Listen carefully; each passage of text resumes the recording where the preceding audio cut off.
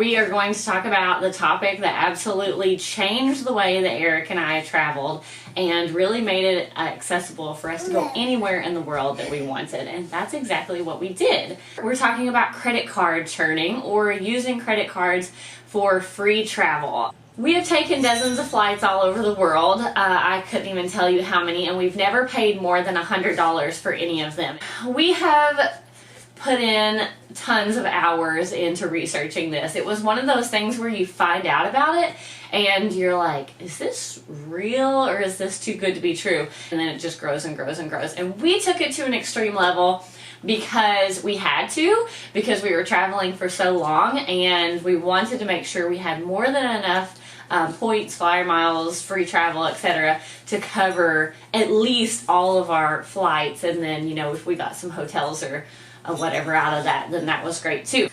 We were able to cover all of our flights and even had some left over after our travel trip. So I think traveling, circumnavigating the entire world and not paying more than $100 of flights, if somebody would have told me that before I did all this research, I would have been like, okay, but what's the catch? And I guess you could say there is sort of a catch. You do have to do some work for this, and you also have to be very diligent. We had an Excel spreadsheet with everything on it just to keep things organized, so we made sure we never paid any extra fees or interest or annual fees or anything like that we didn't have to. But this is how we did it. First off, you gotta get a credit card. The biggest question is which credit card to get, and this totally depends on the person and what you're wanting to do with it. If you are a person that likes to go stay in the Hilton, you know, that would be different than someone who is just specifically looking for frequent flyer miles and they want to stay in hostels. When it comes to which credit card, you do have to do a little bit of research on your own just to see kind of what you want. But what we specifically wanted was flyer miles. Now, I'll touch on like hotel credit cards, but specifically we're talking about flights here because that was one of our biggest expenses, or would have been, while we were traveling for so long. So even only talking about credit cards that are more specific towards flights, it still gets more specific than that. For example, I'm going to take two credit cards that we actually own here.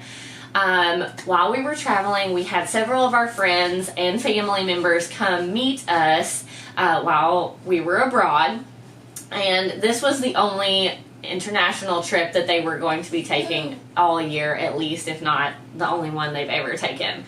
So the perfect card for someone who is looking to travel internationally, or maybe even within the United States, maybe a couple times in the US or just one time internationally, would be the Chase Sapphire Preferred card. This is the one that we brought several of our family members and friends to Europe with us. The Chase Sapphire Preferred. Sorry, my little boy is, has some jingle bells. There is a $95 annual fee. Last time I checked, they do waive that for the first year. So technically you have 2 years of a free credit card. And then of course you could cancel at the end of that 2 years if you decide to. We actually ended up keeping ours, and I'll touch more on that later. But it's an excellent one for people who are looking to travel outside of the United States, maybe just once, or maybe twice in 2 years, or people who are wanting to just travel a couple times within the United States. And that includes Hawaii, by the way. So, $95 after your first year. It has a 60,000 point sign-on bonus. That's the important part right there. And the Chase cards also have a one-to-one transfer, which means you can transfer those points out of Chase to, say, an airline, and it has the same value. Some credit cards say you have that 60,000 points, but when you transfer them, they may only be, it may be a 1 to 2, so they may only be worth 30,000 points when you transfer them, and obviously you wouldn't want that. Because being able to transfer them is a way to really be able to maximize how many flights you can get out of the same amount of points. 60,000 points should get you a round-trip flight from the United States to Europe. So what you can do is, say you and your spouse would like to go, then both of you guys would need a credit card in order to get 2 round-trip flights. So a way that we do that is when we apply for credit cards, we solely apply for them under our names. We do not add each other as users or anything like that, because sometimes they can count that as you already have one of those credit cards. So we just keep it all separate, and that way the credit card companies can't be like, well, you're not eligible for this card because you're already a user on this card, and so you technically already have it. So there's a way of kind of getting around that. Now, how you obtain this massive sign-on bonus is you do have to meet a minimum spend on the credit card, which means you have to spend a certain amount of money in a certain amount of time, and then they will give you the 60,000 points. Okay, so the Chase Sapphire Preferred, I've got it pulled up here, current information. That's always important with credit cards because they change all the time. 60,000 bonus points after you spend $4,000 on purchases in the first 3 months from account opening. And it also goes on to say that the 60,000 points is $750 towards travel when you redeem through the Chase Ultimate Rewards.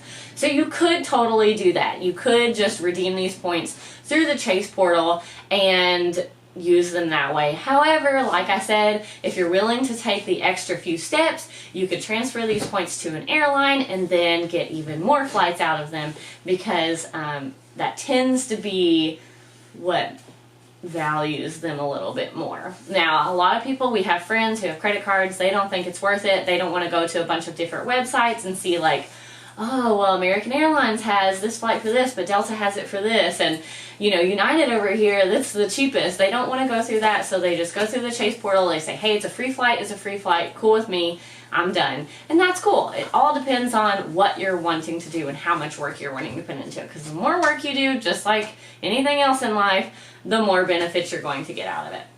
So you must spend $4,000 in 3 months.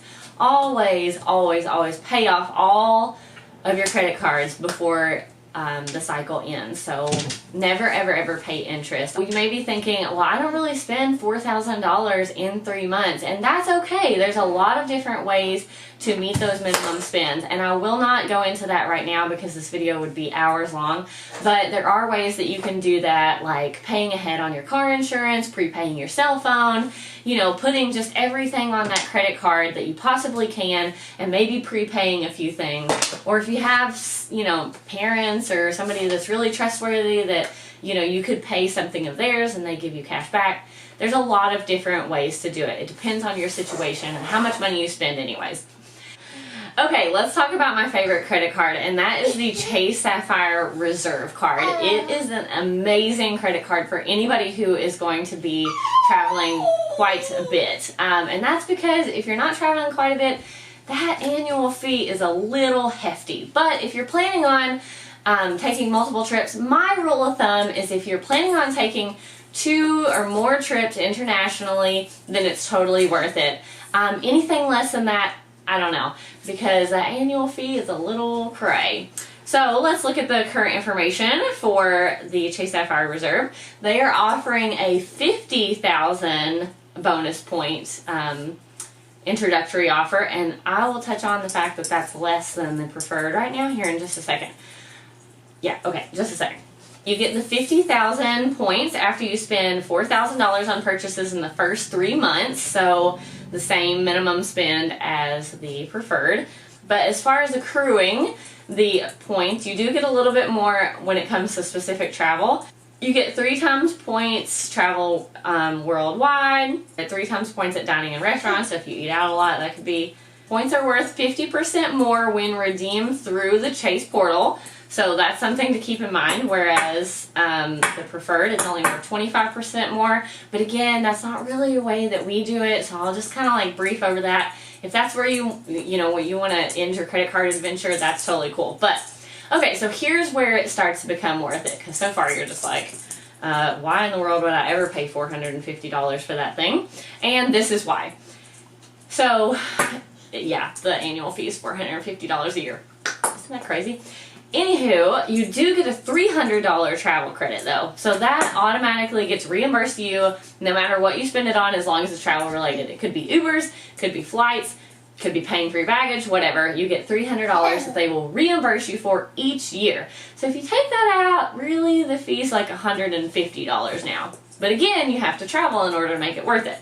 We did not get the credit card for the Priority Pass lounge access, but I would say it's a good amount of why we keep it now. Again, you have to travel in order to get the benefits of the reserve, but if you do, the lounge access is absolutely incredible. Most of them have free food, free beverages, even free alcohol, some of them if you're interested in that. You know, there was just a lot of different perks. It is amazing to have some free luxury free built into your day already. You know, nobody really likes sitting in airports. A lot of times they don't have free Wi-Fi. The lounges always have free Wi-Fi, but there are a lot of airports around the world that do not offer free Wi-Fi, but the lounges do. So that can also be very helpful when travel planning, just checking up on things, staying connected to the world, and obviously just killing time while you're waiting on your next flight. We keep this card because we thought it was great traveling and going to priority passes and stuff when it was just Eric and I, but now with a baby, it is a game changer.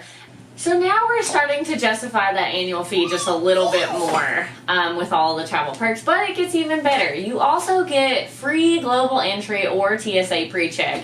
And again, that is something that's absolutely amazing. When you're taking dozens and dozens of flights in a row and you get to skip a lot of the line, always a win.